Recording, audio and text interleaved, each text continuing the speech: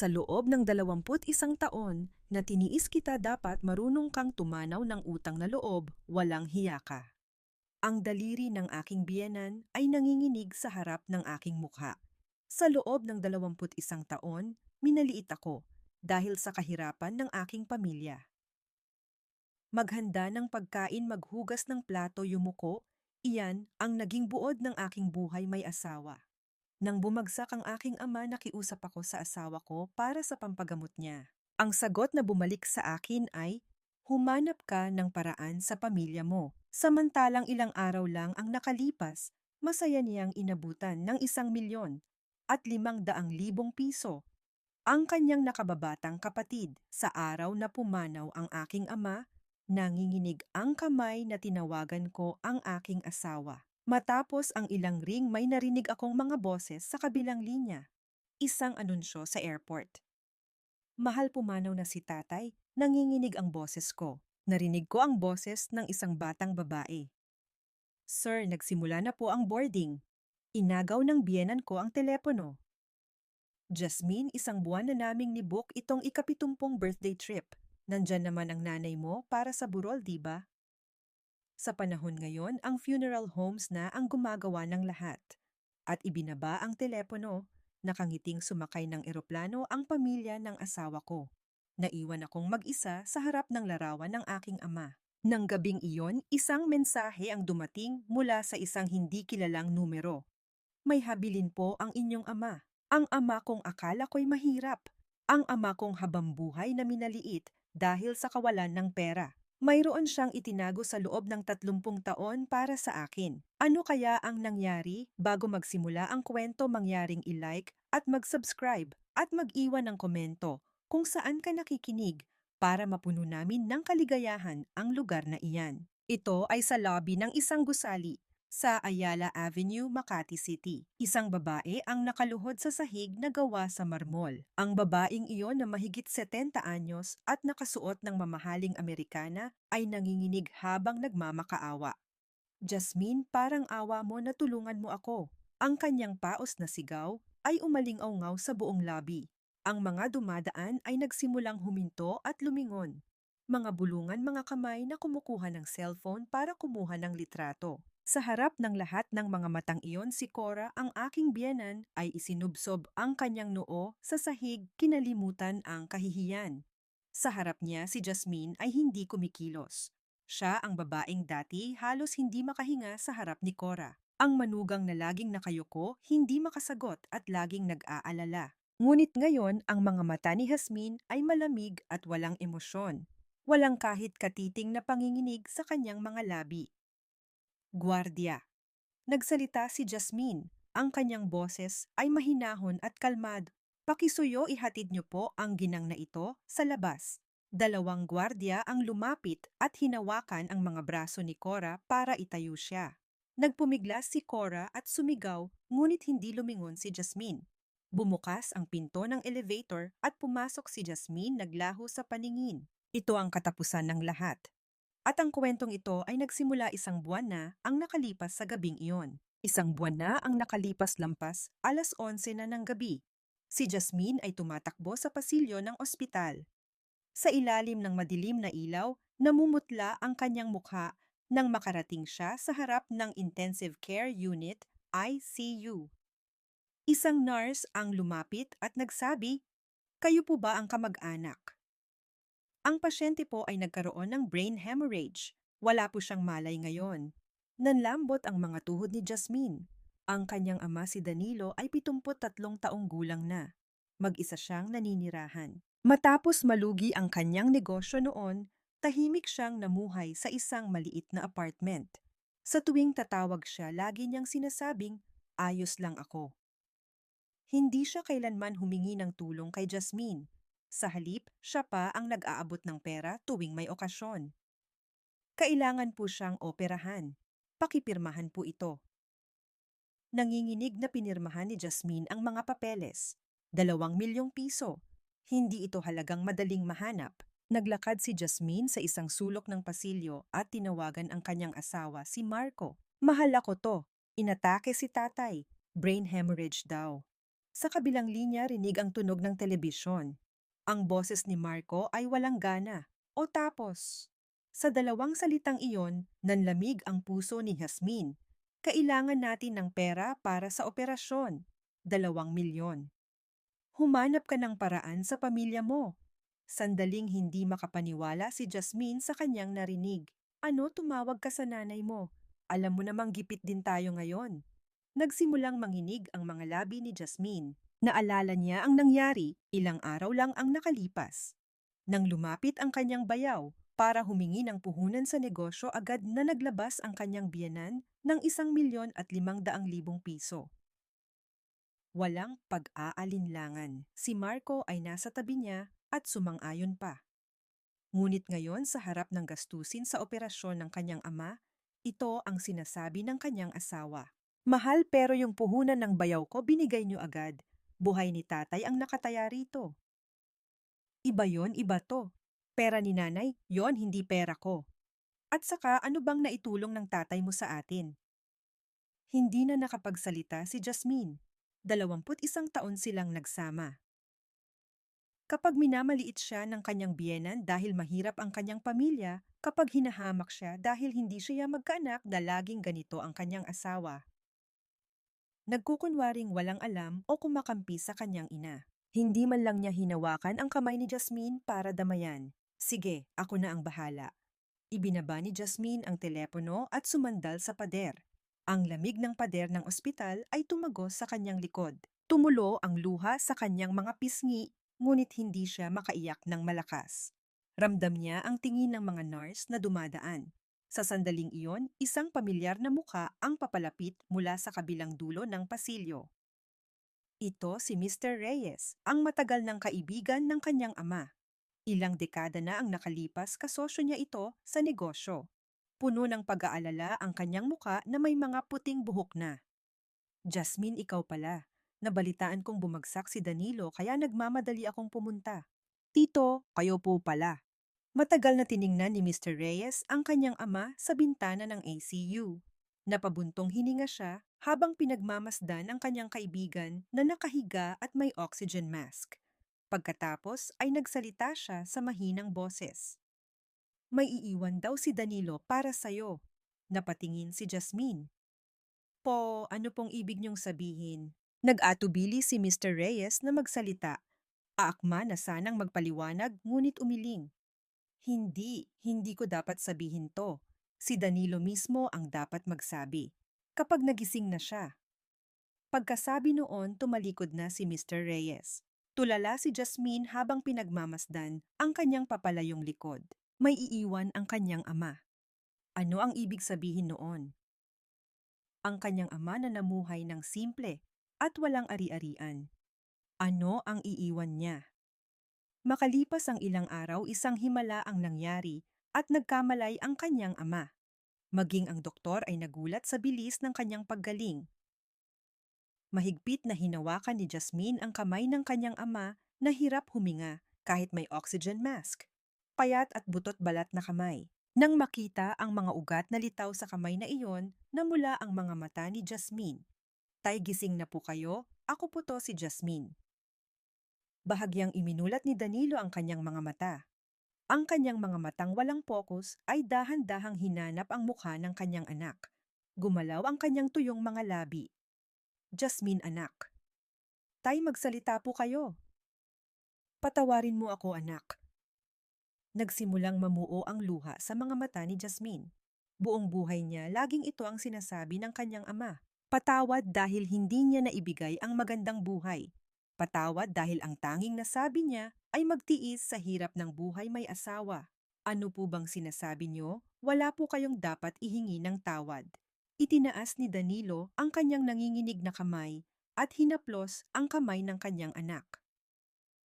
Magaspang ngunit mainit na haplos at hirap na nagpatuloy sa pagsasalita. Pero malapit na. Malapit mo nang malaman. Ano pong sinasabi niyo, tay?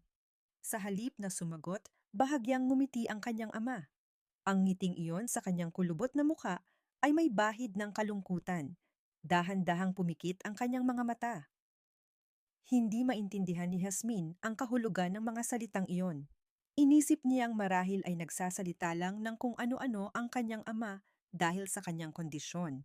Ngunit ang mga salitang iyon ang simula ng lahat. Ang sikretong magpapabago sa buong buhay ni Jasmine ay malapit nang mabunyag. Isang himala ang paggising ng kanyang ama. Ngunit ang himala ay hindi nagtagal. Makalipas ang 3 araw, biglang lumala ang kondisyon ng kanyang ama. 3:00 ng madaling araw na pabalikwas si Jasmine mula sa pagkakatulog dahil sa tawag mula sa ospital. Pumunta po kayo agad, lumala po ang kondisyon ng pasyente. Ni hindi na nakapag-ayos ng damit si Jasmine at nagmamadaling pumunta sa ospital. Pagdating niya sa harap ng ICU, isang doktor na may seryosong muka ang lumapit. Nagkaroon po ulit ng pagdurugo. Kailangan nating magsagawa ng emergency surgery pero sa totoo lang po, hindi maganda ang sitwasyon. Nawalan ng kulay ang mukha ni Jasmine. Maililigtas pa po siya, di ba? Magiging maayos din po siya pagkatapos ng operasyon, di ba? Nanahimik sandali ang doktor sa halip na sumagot. Ang katahimikang iyon ay nagsabi ng lahat. Gagawin po namin ang lahat ng aming makakaya. Sumara ang pinto ng operating room. Napaupo si Jasmine sa isang upuan sa pasilyo at ipinagdaop ang kanyang mga kamay. Hindi niya matandaan kung kailan siya huling nagdasal. Ngunit sa sandaling iyon, taimtim siyang nanalangin. Pakiusap iligtas niyo ang aking ama. Lumipas ang 2 oras. Bumukas ang pinto ng operating room at lumabas ang doktor. Madilim ang kanyang mga mata sa itaas ng surgical mask. Tumayo si Jasmine. Dok, kumusta po si tatay? Ikinagagalit po namin. Ginawa namin ang lahat ng aming makakaya. Hindi na niya narinig ang mga sumunod na salita. Nanlambot ang mga tuhod ni Jasmine. Napasalampak siya sa malamig na sahig ng ospital at umiyak ng walang tunog. Pumanaw na ang kanyang ama. Ang kaisa-isang pamilya niya, ang amang laging humihingi ng tawad ay wala na. Matapos umiyak, nang matagal kinuha ni Jasmine ang kanyang cellphone na nanginginig ang kamay. Kailangan niyang tawagan ang kanyang asawa. Gaano man kalamig ang puso nito, hindi nito maaaring hindi puntahan ang burol ng kanyang biyenan. Nagring ang telepono. 1, 2, 3. Sa ika-4 na ring sumagot ito. Hello, ngunit kakaiba. May maingay sa kabilang linya. Mga taong nag-uusap, isang anunsyo na pamilyar. Mahal ako to. Si tatay. Bago pa niya matapos ang sasabihin, isang boses ng babae ang sumingit. Sir, nagsimula na po ang boarding. Kailangan na po nating pumunta. Nanlaki ang mga mata ni Jasmine. Sir, 5:00 ng umaga, anong boarding? At kaninong boses yon? Mahal, nasaan ka? Anong ingay yan? Narinig ang ibang boses sa kabilang linya. Ang kanyang biyenan. Oh, Jasmine, ikaw pala. Anong problema ang aga-aga? Huminga ng malalim si Jasmine. Nay, pumanaw na po si tatay. Sandaling katahimikan at bumalik ang boses ng kanyang biyenan. Nakapagtataka, walang bakas ng lungkot o awa sa kanyang boses. Ganun ba? O tapos, hindi makapaniwala si Jasmine sa narinig. O tapos, kailangan po nating ayusin ang burol. Nasaan po kayo? Ano po yung ingay na yan? Nasa airport kami. Hindi ba namin nasabi pupunta kami sa Palawan para sa ika-70 birthday trip ko? 1 buwan na naming ni-book, hindi na pwedeng i-cancel. Nangginginig ang mga labi ni Jasmine. Ano pong sinabi niyo, pumanaw na si tatay pero aalis pa rin kayo? Nandyan naman ang nanay mo, di ba? Kayong dalawa na lang ang mag-asikaso. Kailangan pa ba kaming pumunta? Hindi ka panipaniwala. 21 taon siyang nagsilbi sa kanila. Tuwing may okasyon, gumigising siya ng madaling araw para magluto. Tuwing kaarawan ng kanyang biyenan, hindi siya nakakalimot magbigay ng regalo. Ngunit sa araw na pumanaw ang kanyang ama, sinabi ng kanyang biyenan na aalis sila. Mahal, pakibigay nga ang telepono. Maya-maya narinig niya ang boses ng kanyang asawa. Jasmine, nakonto. Aalis ka rin, pumanaw na si tatay. Nag-atubili sandali si Marco bago sumagot. Pasensya na. Kung ika-cancel natin, sayang ang plane ticket at hotel booking. Ika-70 birthday ni nanay, paano naman yan? Walang masabi si Jasmine. Para siyang nasasakal. Tumulo ang luha sa kanyang mga pisngi. Sige, ingat kayo. Ibinaba niya ang telepono at matagal na tumayo ng tulala. Walang tao sa pasilyo ng ospital sa madaling araw. Tanging ang malamig na ilaw ng fluorescent lamp ang nagbibigay liwanag. Mag-isa si Jasmine. Biglang naalala niya ang boses na narinig niya sa telepono kanina. Boses ng isang batang babae. Ang boses na tumawag sa kanyang asawa na, "Sir, sinubukan niyang isipin na empleyado lang ito sa opisina ngunit mayroon siyang masamang kutob." Umiling si Jasmine. Hindi ito ang oras para isipin iyon. Kailangan niyang ayusin ang burol ng kanyang ama. Tinawagan niya ang kanyang ina. Umiyak agad ang kanyang ina nang sagutin ang tawag. "Ang asawa ko, wala na siya." "Nay, nasa ospital po ako. Tulungan niyo po ako." "Sige, papunta na ako." Ang manugang mo, huminto sandali si Jasmine. Umalis po sila. Ika-70 birthday trip daw ng biyenan ko. Isang malalim na buntong hininga ang narinig sa kabilang linya. "Sige, naiintindihan ko. Papunta na si nanay. Maghintay ka lang." Pagkababa ng telepono, naupo si Jasmine sa isang upuan sa pasilyo. Sumisikat na ang araw. Unti-unting lumiliwanag ang langit, ngunit ang puso ni Jasmine ay puno ng kadiliman. Inilipat nila ang kanyang ama sa funeral home. Dumating ang kanyang ina at silang dalawa ang nag-ayos ng burol. Kakaunti ang mga nakiramay. Ilang matatandang kaibigan ng kanyang ama, ilang kapitbahay. Ngunit may isang kakaibang nangyari. Sa may entrance ng funeral home, may nakatayong isang hindi pamilyar na lalaking nasa katanghaliang gulang. Nakasuot siya ng itim na Amerikana at mukhang disente. Mukhang hindi siya dumating para makiramay. Nakatayo lang siya sa malayo at nakatingin sa direksyon ng burol. Nang mapatingin si Jasmine sa kanya, bahagya siyang yumuko bilang pagbati at saka tumalikod. Para bang may tiningnan lang siya at umalis na. Sino kaya yon, nagtaka si Jasmine? Inisip niyang baka kakilala ng kanyang ama, ngunit kakaibang hindi man lang ito nakiramay at umalis na lang. Ngunit sa oras na iyon, hindi niya alam kung ano ang kahulugan noon. Hindi pa niya alam na ang lalaking iyon ang nagtatago ng sikreto ng kanyang ama. 3 araw ang itinagal ng burol. Si Jasmine at ang kanyang ina ang nagbantay. Sa araw tumatanggap sila ng mga nakikiramay. At sa gabi nakaupo sila sa harap ng larawan ng kanyang ama, gising buong magdamag. Ang kanyang ina, dahil sa katandaan at pagod, ay hinimatay noong ikalawang gabi. Pinilit ni Jasmine na umuwi ang kanyang ina at mag-isa siyang nagbantay. Noong ikatlong gabi, binuklat ni Jasmine ang logbook ng mga nakiramay. Ang mga pangalan ng matatandang kaibigan ng kanyang ama, mga kapitbahay, ilang malalayong kamag-anak. Huminto ang daliri ni Jasmine habang binabasa ang mga pangalan. Walang ni isang pangalan mula sa pamilya ng kanyang asawa.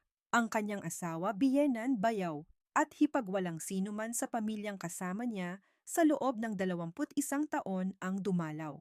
Walang kahit isang korona ng bulaklak o sobre ng abuloy ang dumating. Isinara ni Jasmine ang logbook at tiningnan ang larawan ng kanyang ama. Nanlabo ang kanyang paningin. "Tay, wala naman po akong ginawang masama, di ba?" Sa harap ng larawang hindi sumasagot, tahimik na umiyak si Jasmine. Sa huling araw ng burol, dinala nila siya sa crematorium. Habang pinapanood niyang ipasok ang kabaong sa pugon, hindi binitiwan ni Jasmine ang kamay ng kanyang ama. Sa huling sandali, bago isara ang pinto ng crematorium, sumigaw si Jasmine. "Tay, mahal na mahal kita." Mga salitang hindi niya kailanman nasabi. Sana nasabi ko man lang noong nabubuhay pa si tatay.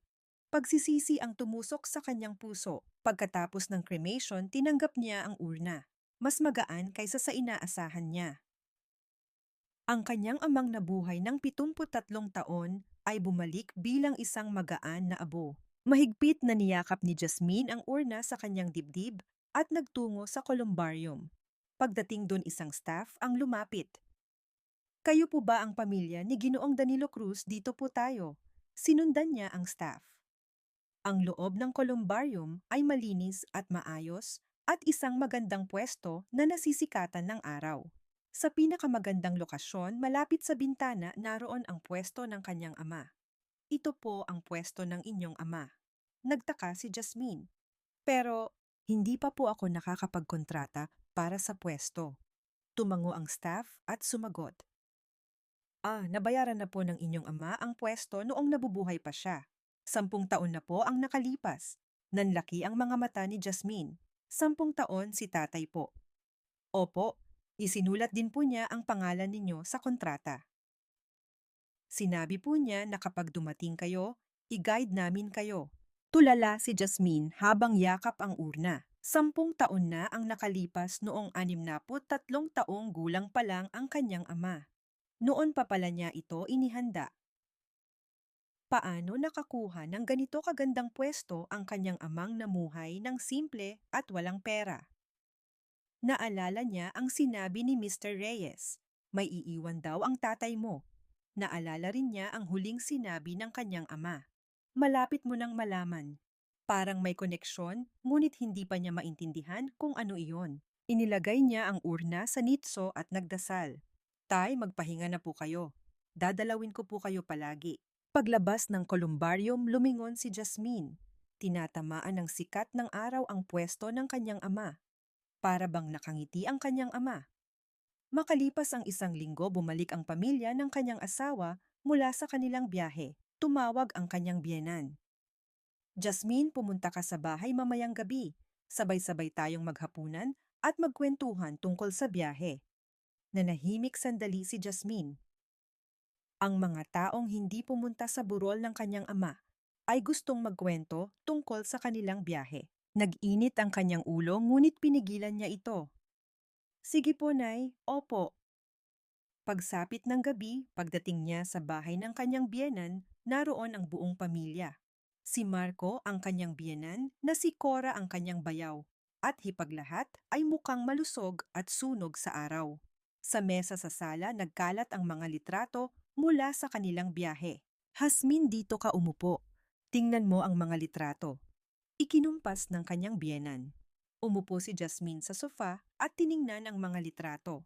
Asul na dagat, puting buhangin mga resort na may mga puno ng niyog mga tanawin mula sa isang marangyang bakasyon. Napakaganda ng panahon. Walang kahit isang patak ng ulan, masayang sabi ng kanyang biyenan. Hindi sumagot si Jasmine. Huminto ang kamay ni Jasmine habang tinitingnan ang mga litrato. May isang babaeng hindi pamilyar sa litrato. Isang batang babae na naka-swimsuit. Mga nasa unang bahagi ng kanyang 30s, ngunit kakaiba ang posisyon niya. Katabi mismo ng kanyang asawa si Marco. Halos magkadikit ang kanilang mga balikat habang masayang nakangiti. Nay, sino po siya? Tiningnan ng kanyang biyenan ang litrato at walang bahalang sumagot. Si Chloe. Empleyado sa kumpanya ni Marco. Marketing head yata. Siya ang nag-ayos ng buong biyahe. Bakit po kasama ang isang empleyado sa family trip? Mas mura kasi ang nakuha niya kumpara sa travel agency. Bilang pasasalamat, sinama na namin. Napakagaling ni Chloe mag-book ng resort. Mabait na tao. Muling tiningnan ni Jasmine ang mukha ni Chloe sa litrato. Parang nakita na niya ito dati. Bigla niyang naalala. Ang boses na narinig niya sa telepono noong madaling araw na pumanaw ang kanyang ama. Ang boses ng batang babae na tumawag sa kanya na Sir. Sumagi sa isip niya na baka siya iyon. O heto. Inabot ng kanyang biyenan ang isang puting sobre. Abuloy, 50,000 piso. Sa panahon ngayon, ang funeral homes na ang gumagawa ng lahat, di ba sapat na yan? Tinanggap ni Jasmine ang sobre. Nanginginig ang kanyang kamay. 21 taon siyang naging manugang. Tuwing may okasyon, gumigising siya ng madaling araw para magluto. Tuwing kaarawan ng kanyang biyenan, hindi siya nakakalimot magbigay ng regalo. Ngunit sa burol ng kanyang ama, 50,000 piso lang. Salamat po, Nay. Yumuko si Jasmine. Namumuo ang luha sa kanyang mga mata, ngunit pinigilan niya ito. Nagugutom ka na siguro. Maghanda ka na ng pagkain. Sa sinabi ng kanyang biyenan, tumayo si Jasmine. Mabigat ang kanyang mga hakbang papunta sa kusina. Binuksan niya ang ref at kinuha ang mga sangkap, kinagat ang kanyang labi. Hanggang kailan ako mabubuhay ng ganito? Hanggang kailan ako magtitiis? Muling sumagi sa isip niya ang huling sinabi ng kanyang ama. Malapit mo nang malaman. Ano kaya ang malalaman niya? Tahimik na lumunok ng luha si Jasmine habang naghahanda ng pagkain. Nang gabing iyon nagkaroon ng salo-salo sa bahay ng kanyang mga biyenan. Ito raw ay para ipagdiwang ang ikapitumpung birthday trip ng kanyang biyenan. Simula pa lang ng hapon, nandoon na si Jasmine para maghanda ng pagkain. Nagluto siya ng pansit, gumawa ng lumpia at nag-adobo. Walang tigil ang kanyang mga kamay, samantala ang asawa ng kanyang bayaw ay nakaupo sa sofa sa sala at nanonood ng telebisyon. Walang kahit isang salitang alok ng tulong. Pagsapit ng 6:00 ng gabi, dumating ang isang bisita. Bumukas ang pinto at isang batang babae ang pumasok. Mula sa kusina, lumingon si Jasmine. Si Chloe, ang babae sa litrato. Nakasuot siya ng light blue na bestida at masayang nakangiti. May dala siyang regalo na nakabalot sa magandang papel. Tita, hello po. Kumusta po ang biyahe niyo? Masayang sinalubong ng kanyang biyenan si Chloe. Oh, Chloe, nandito ka na pala. Halika. Bakit ka pa nag-abala? Mayroon po kasi akong hindi na ibigay noong nasa biyahe tayo. Maganda raw po ito para sa kutis niyo, tita. Tinanggap ng kanyang biyenan ang regalo at ngumiti ng malapad. Tahimik na pinanood ni Jasmine ang eksena. Hindi kailanman ngumiti sa kanya ng ganoon ang kanyang biyenan. Sa loob ng 21 taon kahit isang beses. Jasmine, anong ginagawa mo riyan? Bigyan mo ng maiinom si Chloe. Sa boses ng kanyang biyenan, natauhan si Jasmine. Opo, Nay. Kumuha si Jasmine ng inumin mula sa ref at dinala sa sala. Sa sandaling iniabot niya ang inumin kay Chloe, nagtama ang kanilang mga mata. Ngumiti si Chloe. Nakataas ang kanyang mga labi ngunit ang kanyang mga mata ay hindi nakangiti. Kakaibang tingin. Para bang minamaliit siya. Salamat po, ma'am. Sa isang salitang iyon, nanlamig ang puso ni Jasmine. Mahemp, hindi ito mali. Ngunit may bahid ng pang-iinsulto. Walang imik na bumalik si Jasmine sa kusina. Nagsimula na ang hapunan. Ang kanyang biyenan ay masayang nagkwento tungkol sa kanilang biyahe. Kung gaano kaganda ang resort, kung gaano kasarap ang pagkain. Si Chloe ay sumasang-ayon sa lahat ng sinasabi niya, pinapasigla ang usapan. Ang kanyang asawa si Marco ay nakaupo sa tabi niya, paminsan-minsan ay nagtitinginan sila ni Chloe at nagngingitian. Si Jasmine ay halos hindi kumain. Para siyang kumakain ng buhangin. Sa lugar na iyon, para siyang dayuhan. Isang family gathering, ngunit para siyang bisita. O mas masahol pa sa isang bisita. Pagkatapos, kumain si Jasmine ang naghugas ng mga plato.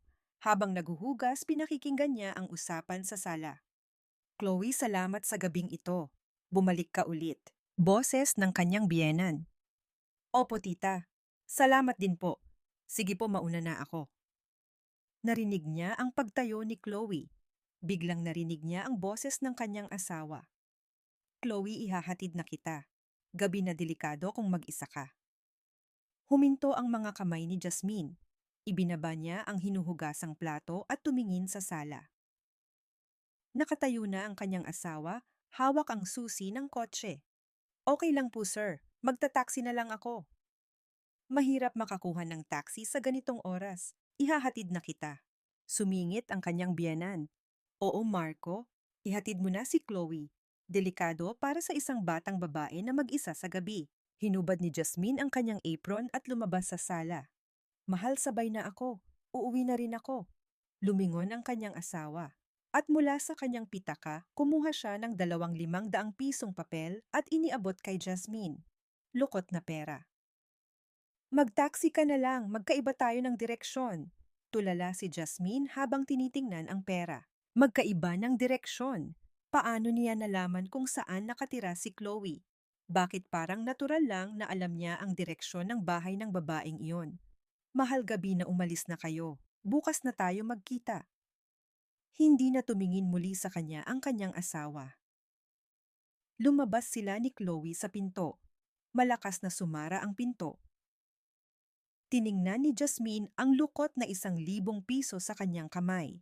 Humikab ang kanyang biyenan at nagsabi, Jasmine, kung tapos ka ng maghugas, umuwi ka na. Pagod na rin ako at matutulog na. Opo, Nay. Sige po. Kinuha ni Jasmine ang kanyang bag at umalis sa bahay ng kanyang biyenan. Habang naglalakad palabas ng subdivision, nakita niya ang isang pamilyar na kotse na lumalabas mula sa underground parking. Kotse ng kanyang asawa. Huminto si Jasmine. Tiningnan niya ang loob ng kotse. Ang kanyang asawa ang nagmamaneho at si Chloe ang nasa passenger seat. Nagtatawanan sila habang nag-uusap.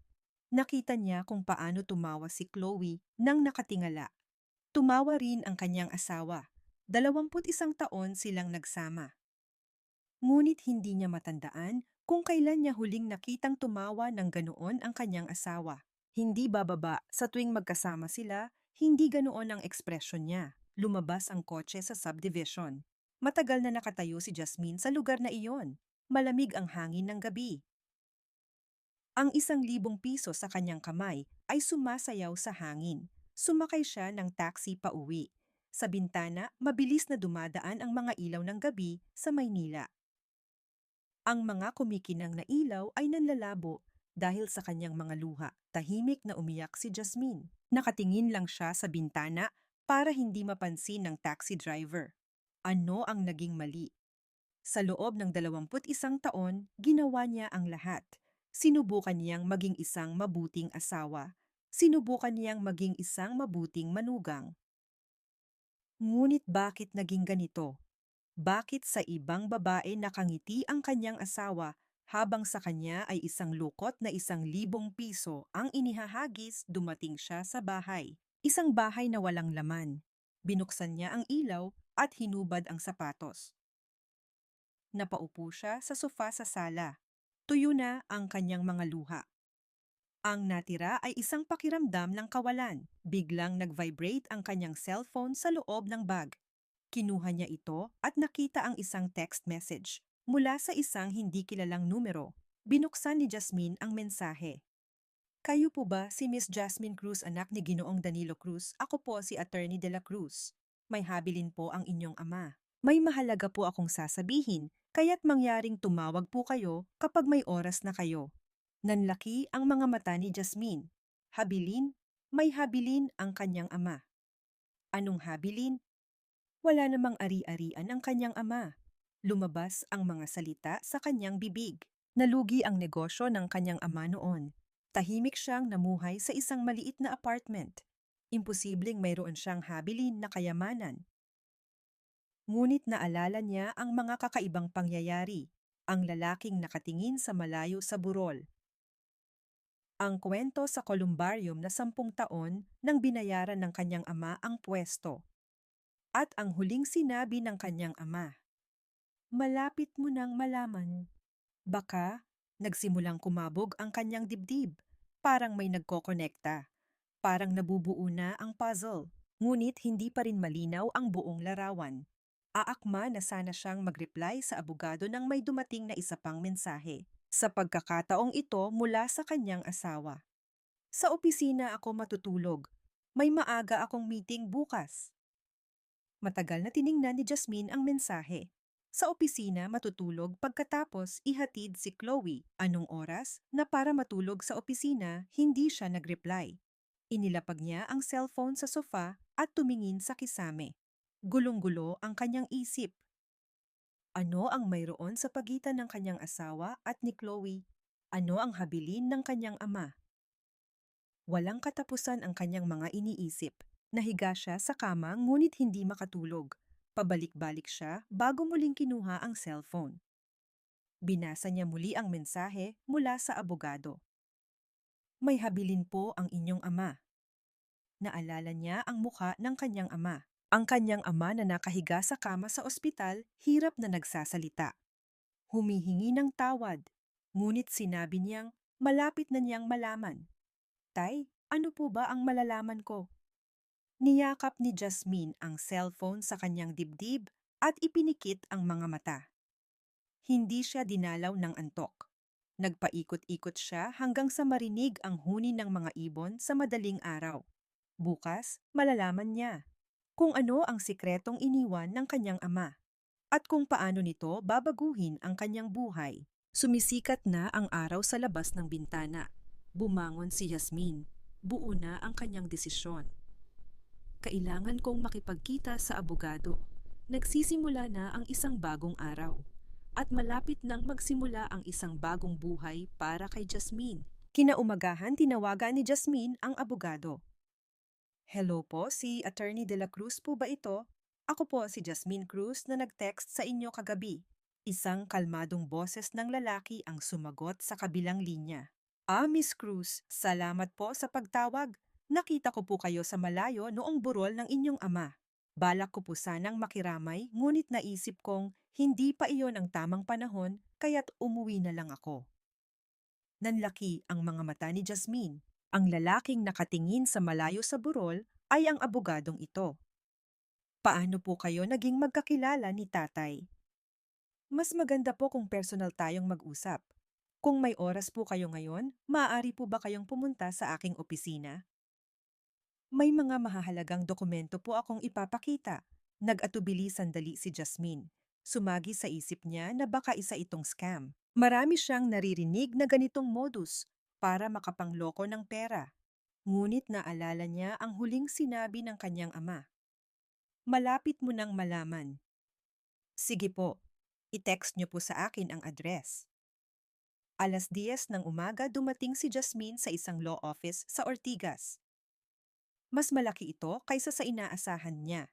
Giniyahan siya ng receptionist sa isang conference room kung saan isang nasa katanghaliang gulang na lalaki ang tumayo para batiin siya. Siya nga ang lalaki sa burol. Nakasuot ng maayos na suit at may magandang disposisyon. Miss Cruz, ikinagagalak ko po kayong makilala. Ako po si Attorney De La Cruz. Hello po, paano po kayo nagkakilala ng aking ama? Umupo si Attorney De La Cruz at nagsalita. Ang inyo pong ama ay kliyente ko na sa loob ng 10 taon. Nagpatulong po siya sa akin tungkol sa paggawa ng huling habilin at pamamahalan ng kanyang mga ari-arian. Umiling si Jasmine. Sandali po, ari-arian po ba ang sinabi ninyo, attorney? Tingin ko po ay may pagkakamali. Mahirap po ang aking ama. Wala po siyang masasabing ari-arian. Ngumiti ang abogado. Inaasahan ko na po na iyan ang sasabihin ninyo. Sinabi rin po ng inyong ama na ganyan ang magiging reaksyon ninyo, kaya't pinakiusapan niya akong ipakita muna ito sa inyo. Mula sa isang sobre, kumuha ang abogado ng isang litrato. Luma na ito. Isang batang lalaki ang masayang nakangiti sa harap ng isang gusali. Napahinto sa paghinga si Jasmine habang tinitingnan ang litrato. Si tatay po ba to? Opo, litrato po iyan 30 taon na ang nakalipas. Kinuha po iyan noong binili ng inyong ama ang gusaling iyan. Hindi makapaniwala si Jasmine. Sa litrato, ang kanyang ama ay nasa unang bahagi ng kanyang 40s. Nakasuot ng magandang suit at may kumpiyansang ekspresyon. Hindi ito ang amang kilala niya. Ang amang laging humihingi ng tawad, laging nakayuko, laging tahimik na ngumingiti. Negosyante po ang inyong ama noong bata pa siya. Paliwanag ng abogado. Kumita po siya ng malaking pera sa import-export business. Noong huling bahagi ng 80s, binili niya ang gusaling iyan. Ngunit noong 1997, tumama ang Asian Financial Crisis. Nalugi rin po ang kumpanya ng inyong ama. Tahimik na nakinig si Jasmine. Alam niya ng bahagya na nalugi ang negosyo ng kanyang ama noong krisis. 20 taong gulang siya noon. Naaalala niya ang biglaang paglipat ng bahay at ang hirap sa pagbabayad ng kanyang tuition fee sa kolehiyo.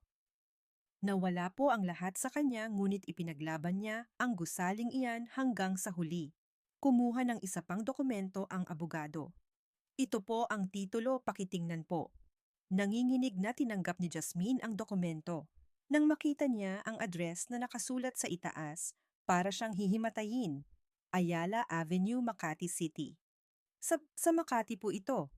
Opo, isang 10 palapag na gusali sa Ayala Avenue. Ang kasalukuyang halaga po nito ay humigit kumulang 2 bilyon at 500 milyong piso. Natulala si Jasmine, 2 bilyon at 500 milyon. Ano po ulit ang sinabi ninyo? 2 bilyon at 500 milyong piso po. Ang gusaling iyan ay nakapangalan sa inyong ama at ngayon ay mamanahin ninyo. Nanginginig ang mga kamay ni Jasmine habang hawak ang mga dokumento. Blanko ang kanyang isip. Akala niya ay biro ito o isang tunay na scam. Ngunit ang mga dokumento sa harap niya ay totoo. Malinaw na nakasulat ang pangalan ng kanyang ama. Imposible po. Laging mahirap si tatay. Mag-isa siyang nakatira sa isang maliit na apartment at kahit ang pagbibigay sa akin ng allowance ay parang hirap na hirap siya. Sinadya po ng inyong ama na mamuhay ng ganoon. Kalmado ang boses ng abogado. Ang kita mula sa renta ng gusali ay malaki buwan-buwan, ngunit halos hindi niya ginagastos ang pera. Binabayaran lang niya ang maintenance at buwis at ang natitira ay iniipon niya. Habang siya ay simple lang na namumuhay sa isang maliit na apartment. Bakit niya ginawa iyon? Para po sa inyo. Tiningnan ng abogado si Jasmine sa mata. Sinabi po ng inyong ama na kung bibigyan niya kayo ng pera agad, kukunin lang lahat ng pamilya ng inyong asawa. Kaya't pinanatili niya ang gusali para maging lakas ninyo kapag talagang kailangan ninyo. Tumulo ang luha mula sa mga mata ni Jasmine. At may isa pa po. Kumuha ng isa pang dokumento ang abogado. Isang listahan ng mga nangungupahan sa gusali. Ito po ang listahan ng mga kumpanyang kasalukuyang umuupa sa gusali. Pakitingnan po ang ikawalong palapag. Tiningnan ni Jasmine ang dokumento. Nang makita niya ang pangalan ng kumpanya sa ikawalong palapag, napahinto siya sa paghinga. MC Marketing, ang kumpanya ng kanyang asawa. Bakit po nandito ang kumpanya ng asawa ko? 10 taon na po silang nangungupahan dyan. Sinadya po ng inyong ama na idaan sa isang management company ang kontrata para hindi malaman kung sino ang may-ari ng gusali. Nahilo si Jasmine. 10 taon nang nagnegosyo ang kanyang asawa sa gusali ng kanyang ama. Nang hindi nalalaman, nag-alala po siya na baka magbago ang pakikitungo ng inyong asawa kung malalaman niyang biyenan niya ang may-ari ng gusali. Hindi niya malalaman kung dahil ba sa pera o dahil mahal ka talaga niya. Walang masabi si Jasmine hanggang sa ganito pala ang iniisip ng kanyang ama.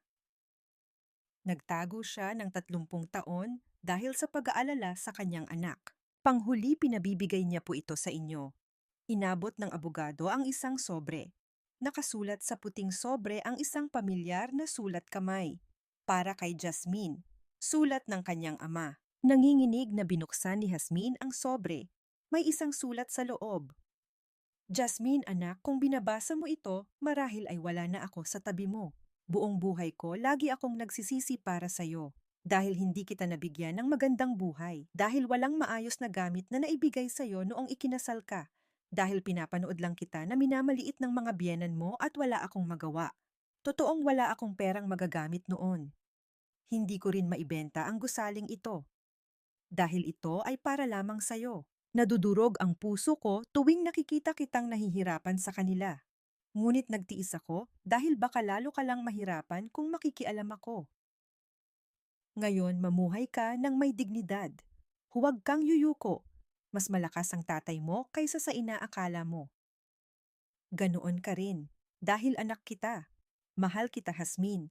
Mula sa langit susuportahan kita, tatay. Bago pa matapos, basahin ang sulat, bumuhos na ang kanyang mga luha. Nanlabo ang mga letra. Mahigpit na niyakap ni Jasmine ang sulat sa kanyang dibdib at humagulgol. Tatay, tatay, 30 taon. Itinago ng kanyang ama ang sikretong ito sa loob ng 30 taon. Nagpanggap siyang mahirap para sa kanyang anak. Nagtiis siya sa pangmamaliit para lang maging lakas ng kanyang anak kapag talagang kailangan niya. Matapos umiyak ng matagal, itinaas ni Jasmine ang kanyang ulo.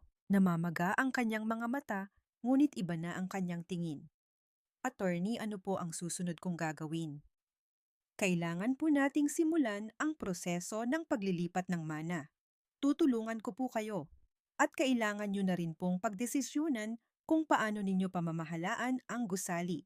Kasama na po riyan ang pag-renew ng kontrata ng mga nangungupahan. Muling tiningnan ni Jasmine ang listahan ng mga nangungupahan. MC Marketing, ang kumpanya ng kanyang asawa. Ang asawang 10 taon nang nagnegosyo sa gusali ng kanyang ama, ngunit hindi man lang nag-alala sa kalagayan ng kanyang biyenan. Kailan po ang renewal ng kontrata nila? Ang ikawalong palapag po ay 2 buwan mula ngayon. Tahimik na tumango si Jasmine. May tumigas sa kanyang puso. Simulan na po natin ang proseso ng paglilipat ng mana. Paglabas sa opisina, tumingala si Jasmine sa langit. Maaliwalas ang langit, parang nakatingin ang kanyang ama mula sa kung saan. Tay, alam ko na po, hindi na po ako kuyuyuko. Isang bahagyang ngiti ang sumilay sa labi ni Jasmine. Naalala niya ang lahat ng tiniis niya sa loob ng 21 taon. Ngunit ngayon, iba na. Hindi na siya basta-basta magpapaapi. Gamit ang lakas na ibinigay ng kanyang ama, lalaban na siya ng tama. Pagka-uwi mula sa opisina ng abogado, matagal na tulala si Jasmine. 2 bilyon at 500 milyon ang gusaling iniwan ng kanyang ama at ang kumpanya ng kanyang asawa na 10 taon nang umuupa roon. Gulong-gulo ang kanyang isip. Napakaraming nangyari ng sabay-sabay. Natauhan siya at tumayo. Kailangan niyang mag-ayos, naisip niya. Magulo ang silid. Nagkalat ang mga damit ng kanyang asawa. Pinulot ni Jasmine ang mga damit para ayusin sa aparador. Habang tinutupi ang isang polo, napansin niya ang isang Amerikana. Ito ang suot ng kanyang asawa ilang araw na ang nakalipas. Kinuha niya ito para dalhin sa laundry at sinuri ang mga bulsa. Huminto ang kamay ni Jasmine. May isang piraso ng papel sa loob ng bulsa. Isang resibo. Walang pag-iisip na binuklat ni Jasmine ang resibo. At natigilan siya. Shangri-La at the Fort Deluxe Room check-in, November 3, 2 persons. Ang petsang iyon ay tumatak sa kanyang isip. Iyon ang araw na pumanaw ang kanyang ama. Nang tumawag siya ng madaling araw, hindi sumasagot ang kanyang asawa. Nang sa wakas ay sumagot ito, sinabi niyang nasa airport siya. Aalis daw para sa ika-70 birthday trip ng kanyang biyenan. Pero ano ang resibong ito? Nagsimulang manginig ang kamay ni Jasmine. Tiningnan niya muli ang resibo. Ang check-in time ay alas 8 ng gabi. Noong gabing iyon, alas 8, sumasailalim sa emergency surgery ang kanyang ama. Habang umiiyak si Jasmine sa labas ng ICU, nasa hotel pala ang kanyang asawa. Kaya pala hindi siya sumasagot. Nasa hotel siya. Nagsimulang magkabit-kabit ang mga piraso ng puzzle sa kanyang isip. Ang boses ng batang babae sa airport ang pagtawag sa kanya ng Sir. Si Chloe sa mga litrato ng biyahe katabi ng kanyang asawa. Ang pag-alis niya pagkatapos ng hapunan para ihatid si Chloe. Ang text na sa opisina siya matutulog. Lahat ay nag-ugnay. Napaupo si Jasmine sa kama. Parang pinupunit ang kanyang dibdib. 21 taon silang nagsama. Sinubukan niyang maging isang mabuting asawa. Ngunit ang kanyang asawa sa gabi ng pagkamatay ng kanyang ama ay kasama ang ibang babae sa isang hotel. Tumulo ang kanyang mga luha. Ngunit sa pagkakataong ito, hindi ito luha ng kalungkutan. Ito ay luha ng galit. Kailangan ko ng ebidensya. Pinunasan ni Jasmine ang kanyang luha at tumayo. Hindi sapat ang hinala. Kailangan niya ng matibay na ebidensya. Hindi sapat ang resibo ng hotel. Maaaring magdahilan ang kanyang asawa. Maaaring sabihing business trip o may meeting siya. Kailangan niyang makita mismo. Nagpasya siyang pumunta sa opisina ng kanyang asawa. Alam na niya kung nasaan iyon. Sa sarili niyang gusali. Alas 3 ng hapon dumating si Jasmine sa Ayala Avenue. Kinabahan siya nang tumayo sa harap ng gusali. Ang 10 palapag na gusali ay kumikinang sa sikat ng araw. Nakita niya ang kanyang refleksyon sa salamin na pader. Mukha siyang pagod. Ngunit ang kanyang mga mata ay iba. Pumasok siya sa lobby. Malawak na sahig na gawa sa marmol, mataas na kisame, eleganteng interior. Dahan-dahang inilibot ni Jasmine ang kanyang paningin. Lahat ng ito ay pag-aari ng kanyang ama. At ngayon, pag-aari na niya. Ako ang may-ari ng gusaling ito, bulong niya sa sarili. Hindi makapaniwala. Kahapon lang umiiyak siya habang hawak ang 1,000 pisong pamasahe sa taxi. Ngayon, siya na ang may-ari ng isang gusaling nagkakahalaga ng 2 bilyon at 500 milyon. Sumakay siya ng elevator papuntang ikawalong palapag. Bumukas ang pinto at nakita niya ang signage na MC Marketing, ang kumpanya ng kanyang asawa. Huminga ng malalim si Jasmine at pumasok sa opisina. Isang receptionist ang nag-angat ng tingin. Good afternoon po. Ano po ang maipaglilingkod ko? Nandyan po ba ang presidente? Asawa niya po ako. Sandaling nag-atubili si Jasmine. Kung sasabihin niyang asawa siya, agad siyang ipapaalam at magkakaroon ng oras ang kanyang asawa na maghanda. Maghihintay na lang po ako. Hindi naman po urgent. Sige po. Diyan na lang po kayo sa sofa. Umupo si Jasmine sa sofa sa waiting area. Kitang-kita niya ang loob ng opisina. Ang mga empleyado ay abala sa kanilang mga computer. Ang opisina ng presidente ay nasa sulok. Gawa ito sa salamin, ngunit nakababa ang mga blinds kaya't hindi gaanong makita ang loob. Makalipas ang 10 minuto, bumukas ang pinto ng opisina at may pumasok. Lumingon si Jasmine. Si Chloe. Nakasuot ng light blue na blouse at itim na palda. May hawak siyang folder. Binate ni Chloe ang receptionist at dumiretso sa opisina ng presidente. Pinanood ni Jasmine ng may pag-iingat. Hindi huminto si Chloe sa harap ng pinto. Hindi siya kumatok. Binuksan niya lang ang pinto at pumasok. Para siyang pumapasok sa sarili niyang silid. Walang pumansin sa mga empleyado. Parang normal lang iyon. Ibig sabihin, hindi ito ang unang beses. Ibig sabihin, pang-araw-araw na ang ganoong eksena. Tumayo si Jasmine. Dahan-dahan siyang lumapit sa opisina ng presidente. May maliit na siwang sa pagitan ng mga blinds. Sumilip si Jasmine. Parang hihimatayin siya. Magkayakap sina Marco at Chloe. Nakasubsob ang mukha ni Chloe sa dibdib ni Marco habang hinahaplos ni Marco ang kanyang likod. Ang folder ay nakapatong lang sa mesa. Hindi ito mukhang trabaho. Narinig niya ang boses ni Marco. Mahinahon at malambing. Isang boses na hindi niya kailanman narinig mula rito. Konting tiis na lang. Sa susunod na taon, makikipaghiwalay na ako. Pagkatapos tayo na. Hindi na nakinig pa si Jasmine. Automatikong kumilos ang kanyang mga kamay. Kinuha niya ang kanyang cellphone mula sa bag. Binuksan ang kamera. Nanginginig na kumuha siya ng litrato sa siwang ng blinds. 1, 2, 3. Ang eksenang magkayakap sila magkahawak kamay magkaharap na nagngingitian. Sapat na? Sapat na ito bilang ebidensya. Dahan-dahang umatras si Jasmine. Walang nakapansin. Binati niya ang receptionist. Pasensya na, may bigla ang lakad ako. Babalik na lang ako. Sige po, ingat po kayo. Sumakay siya ng elevator pababa. Dumaan sa lobby at lumabas ng gusali. Maaliwalas sa labas. Mainit ang sikat ng araw. Umupo si Jasmine sa isang bangko sa harap ng gusali. Nanlambot ang kanyang mga binti. Ngayon lang nagsisink inong nakita niya mismo. Ang kanyang asawang yakap ang ibang babae, ang boses na nagsasabing makikipaghiwalay na siya sa susunod na taon, 21 taon. 21 taon silang nagsama. Ang asawang nagsabing ayos lang kahit wala silang anak na silang dalawa, ay magiging masaya. Ang asawang nagsabing kakampi niya kahit na inaapi siya ng kanyang biyenan. Siyempre, hindi naman niya tinupad ang pangakong iyon. Ngayon, tapos na ang lahat. Wala nang natitirang pagsisisi, wala nang kalungkutan. Ang natira ay isang malamig na desisyon. Kinuha niya ang cellphone at tiningnan ang mga litratong kinuha niya. Malinaw ang mga kuha. Malinaw ang mga mukha nilang dalawa. Sapat na ang mga litratong ito.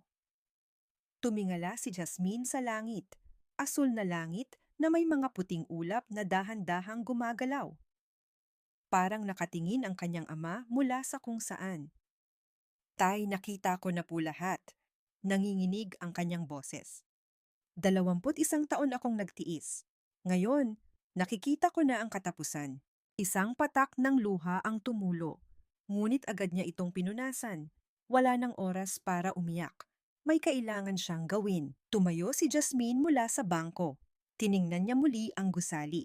Sa ikawalong palapag, marahil ay magkasama pa rin ang kanyang asawa at ang babae nito. Ngunit wala na siyang pakialam. Dahil ang gusaling iyan ay akin. At malapit nang mawala ang lahat sa lalaking iyon. Kinuha ni Jasmine ang kanyang cellphone at tinawagan ang abogado. Attorney, ako po ito. May idadagdag po akong ikokonsulta sa inyo tungkol po sa divorce. Sa kabilang linya, narinig niya ang kalmadong boses ng abogado. Makinig po ako. Tumalikod si Jasmine sa gusali at naglakad. Magaan ang kanyang mga hakbang. Sa unang pagkakataon sa loob ng 21 taon, parang nakikita niya ang daan sa hinaharap. Oras na para gumanti. Nang gabing iyon muling tinawagan ni Jasmine ang abogado. Attorney, tungkol po sa MC Marketing sa ikawalong floor. Opo, ano po iyon? Nagpasya po akong huwag nang i-renew ang kanilang lease contract. Pakipadalhan po sila ng notice to vacate. Sandaling katahimikan sa kabilang linya. Maingat na nagtanong ang abogado. Ma'am, alam niyo po ba na sa manugang ninyo ang kumpanyang iyon?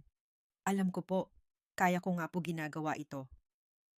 May nangyari po ba? Nag-atubili sandali si Jasmine bago sumagot. Nang babae po ang asawa ko. 2 taon na. Magdi-divorce na po kami. Muling katahimikan. Naging seryoso ang boses ng abogado. Naiintindihan ko po. Ihahanda ko po agad ang notice. At sabay na rin po nating ihahanda ang divorce case kung may mga ebidensya po kayo pakiayos at ipadala sa akin. Opo, salamat po. Pagkababa ng telepono, tumingin si Jasmine sa bintana. Kakaibang kalmado ang kanyang pakiramdam. Ang asawang kasama niya sa loob ng 21 taon. Nagpasya siyang hiwalayan ito, ngunit hindi siya nalulungkot. Sa halip, gumaan ang kanyang pakiramdam. Para siyang nakababa ng isang mabigat na pasanin. Lumipas ang 4 na araw. Nang hapong iyon, malakas na bumukas ang pinto. Nakaupo si Jasmine sa sofa sa sala nagbabasa ng libro. Lumingon siya at nakita ang kanyang asawa si Marco. Namumutla ang kanyang mukha.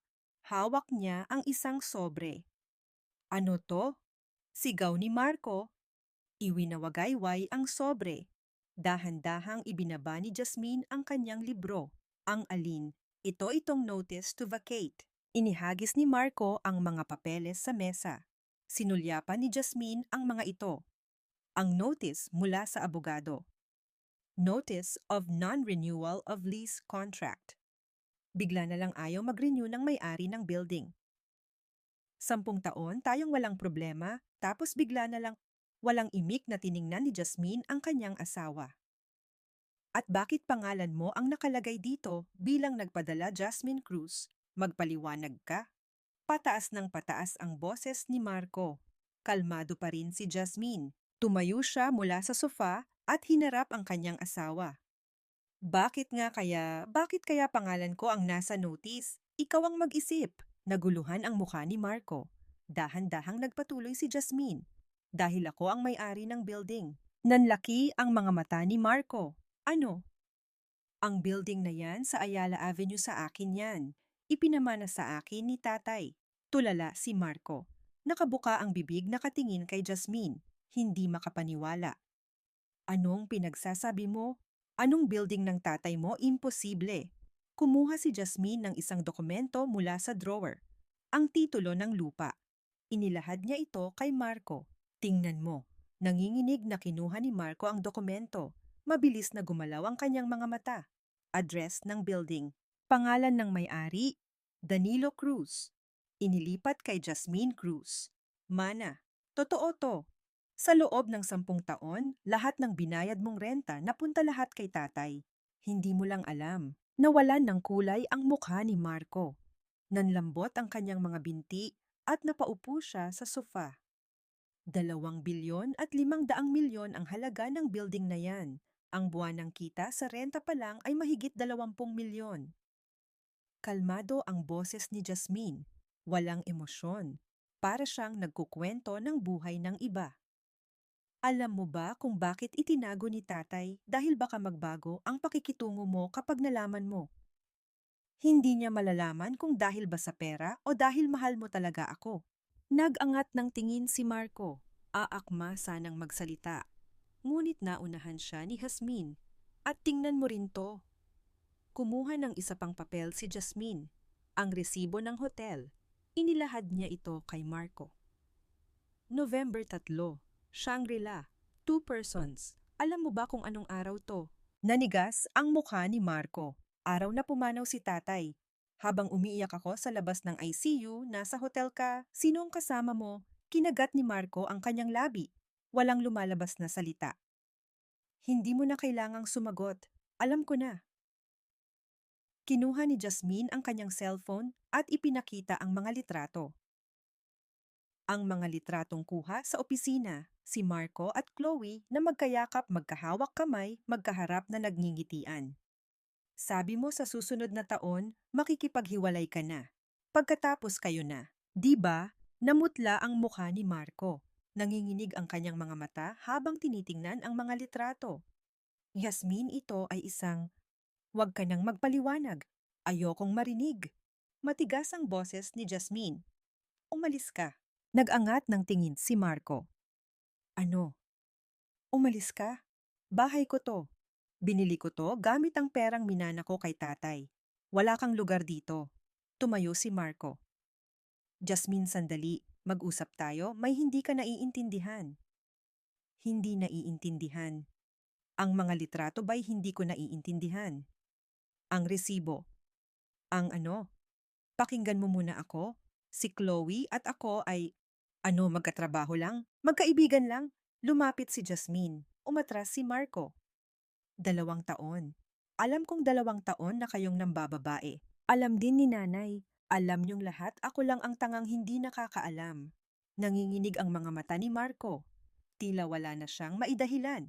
Umalis ka. Kunin mo ang mga gamit mo at umalis ka ngayon din. Binuksan ni Jasmine ang pinto. Magsisisi ka, sabi ni Marco sa mahinang boses. Akala mo ba kaya mong mag-isa? Marunong ka bang magpatakbo ng building? Alam mo ba kung gaano kahirap ang mundo? Napangisi si Jasmine. Sa unang pagkakataon natawa siya. Sa loob ng 21 taon, nabuhay akong mag-isa ng maayos. Tinitiis ang mga biyenan ko, pinagsisilbihan ka. Wala akong kahit ano pero kinaya ko. Ngayon na may 2 bilyon at 500 milyon na ako, ano pa ang hindi ko kakayanin? Sumimangot ang mukha ni Marco. At saka, dagdag ni Jasmine, hinding-hindi ko ire-renew ang kontrata ng building. Sa loob ng 2 buwan, umalis kayo. Maghahanap kayo ng bagong opisina. Nasisiraan ka na ba? Paano kung malugi ang kumpanya? Problema mo na yan. Wala akong pakialam. Aakma sanang lumapit si Marco. Itinaas ni Jasmine ang kanyang kamay. Isang hakbang pa tatawag ako ng pulis. At bukas ng umaga tatawagan ko ang abogado para i-file ang divorce. Huminto si Marco, katahimikan. Sa mga mata ni Marco may galit at pagkalito. Ngunit ang mga mata ni Jasmine ay hindi natitinag. Magsapatos ka na, itinuro ni Jasmine ang pinto. Bukas mo na kunin ang mga gamit mo. Sa ngayon umalis ka muna. Matagal na tinitigan ni Marco si Jasmine. Ngunit sa huli tumalikod siya. Nagsapatos siya at lumabas ng pinto. Bago sumara ang pinto, nagsalita siya ng hindi lumilingon. Tandaan mo to, hindi ito matatapos ng ganito. Sumara ang pinto. Nawala ang tunog ng mga yabag. Narinig ang tunog ng elevator. At katahimikan, sumandal si Jasmine sa pinto. Nanlambot ang kanyang mga binti. Dahan-dahan siyang napaupo sa sahig. Nagawa niya. Sa wakas, nagawa niya. Nasabi niya ang mga salitang hindi niya masabi sa loob ng 21 taon. Naipakita niya ang sariling hindi niya maipakita. Natakot siya, kinabahan. Ngunit wala siyang pagsisisi. Kinuha niya ang cellphone at nag-text sa abogado. Attorney, ihanda na po natin ang divorce case. Bukas ko po ipapadala ang mga ebidensya. Mabilis na dumating ang sagot. Noted. Magaling po ang ginawa ninyo. Niyakap ni Jasmine ang cellphone sa kanyang dibdib at tumingin sa kisame. Tay, nagawa ko po. Hindi po ako yumuko. Tumulo ang kanyang mga luha. Hindi ito luha ng kalungkutan. Ito ay luha ng ginhawa. Para bang ang lahat ng iyak na pinigilan niya sa loob ng 21 taon ay sabay-sabay na lumabas. Matapos umiyak ng matagal tumayo si Jasmine, pumunta siya sa kusina at uminom ng isang basong tubig. Nakita niya ang kalangitan sa labas ng bintana. Kumikinang ang mga bituin. Tiningnan ni Jasmine ang mga bituin at bumulong. Simula pa lang to. Hindi pa tapos. Nariyan pa si Chloe at ang kanyang biyenan. Ngunit hindi siya natatakot. Dahil hindi na siya nag-iisa, may lakas siyang iniwan ng kanyang ama. Ibinaba ni Jasmine ang baso at nagtungo sa silid tulugan. Ngayong gabi, mukhang makakatulog siya ng mahimbing. Sa unang pagkakataon sa loob ng 21 taon. Kinabukasan ng hapon, isang hindi kilalang numero ang tumawag. Tiningnan ni Jasmine ang screen at nag-atubili. Hindi pamilyar ang numero. Maraming spam calls ngayon, kaya't ayaw niya sanang sagutin, ngunit naisip niyang baka mula ito sa opisina ng abogado kaya't sinagot niya. Hello! Ma'am Jasmine, kayo po ba to? Pamilyar na boses. Nanliit ang mga mata ni Jasmine, si Chloe. Sino to? Si Chloe po, ma'am. Marketing head sa kumpanya ni Sir Marco. Gusto ko po sanang makipag-usap. Intahimik na nakinig si Jasmine. May hindi po yata kayo naiintindihan. Gusto ko pong magpaliwanag ng personal. Hindi naiintindihan. Napangisi si Jasmine sa kanyang isipan. Ang pagyayakapan, paghahawak kamay at pagbubulong na sa susunod na taon makikipaghiwalay na ako, hindi ba niya naiintindihan iyon? Sige, magkita tayo. Kalmadong sagot ni Jasmine. Naisip niyang mas maganda ito. Kailangan din naman niyang harapin ang babaeng ito. Ayaw niyang iwasan. Sa isang coffee shop po malapit sa BGC. Ite-text ko po sa inyo ang address. Sige. Pagkababa ng telepono, humarap si Jasmine sa salamin. Namayat siya. Napakaraming nangyari sa loob lang ng ilang araw. Ngunit ang kanyang mga mata ay hindi natitinag. Nag-ayos siya ng sarili at nagpalit ng damit. Isang damit na disente ngunit hindi mukhang kaawa-awa. 3:00 ng hapon, dumating siya sa coffee shop sa BGC. Nakaupo na si Chloe sa isang upuan malapit sa bintana. Kumaway ito nang makita si Jasmine. Masayang nakangiti. Para siyang nakikipagkita sa isang matagal ng kaibigan. Dahan-dahang lumapit si Jasmine at umupo sa tapat niya. Unang nagsalita si Chloe. Ate, salamat po sa pagpunta. Ate, bahagyang tumaas ang kilay ni Jasmine. Kailan pa sila naging mag-ate? Gusto niyo po ba ng Amerikano o latte? Amerikano? Tinawag ni Chloe ang waiter at umorder. Habang hinihintay ang kape, walang tigil sa pagngiti si Chloe at nagkwento tungkol sa panahon at sa ganda ng coffee shop. Nakikinig lang si Jasmine. Nang dumating ang kape, sinimulan ni Chloe ang usapan. Ate, tingin ko po may hindi tayo pagkakaunawaan. Hindi pagkakaunawaan. Opo, kami po ni Sir Marco ay magkatrabaho lang, walang hihigit pa roon. Maningning ang mga mata ni Chloe, mukhang time team. Magaling siyang umarte, naisip ni Jasmine. Dahil po sa madalas kaming magkasama para sa trabaho, baka po nagkaroon ng maling akala. Pati po yung biyahe tinulungan ko lang po siyang mag-book. Wala po talagang namamagitan sa amin. Uminom ng kape si Jasmine. Ang pait ay kumalat sa kanyang bibig. Ibinaba niya ang tasa at kumuha ng isang dokumento mula sa kanyang bag. Ito ba hindi rin pagkakaunawaan? Ang resibo ng hotel. Inilapag niya ito sa mesa. Napatingin si Chloe sa resibo. November 3, Shangri-La, 2 persons. Alam mo ba kung sino ang kasama niya rito? Bahagyang nawala ang ngiti ni Chloe, ngunit agad din siyang nakabawi. May meeting po kasi kami noon sa trabaho. At ito, kinuha ni Jasmine ang kanyang cellphone at ipinakita ang mga litrato. Ang mga litratong kuha sa opisina. Ang eksenang magkayakap sila ni Marco. Tuluyang nawala ang ngiti sa mukha ni Chloe. Ganito ba magyakapan ang magkatrabaho? Ipinakita ni Jasmine ang susunod na litrato. Magkahawak kamay, magkaharap na nagngingitian. Sabi mo sa susunod na taon, makikipaghiwalay na siya. Pagkatapos kayo na. Narinig ko mismo. Nagbago ang tingin ni Chloe. Ang maningning niyang mga mata ay naging malamig. Para siyang nagtanggal ng maskara. Ibang muka ang lumabas. Sige, ibinaba ni Chloe ang tasa ng kape. Sasabihin ko ang totoo. 2 taon na kami ni Marco. Sa wakas umamin ka rin. Walang pagbabago sa ekspresyon ni Jasmine.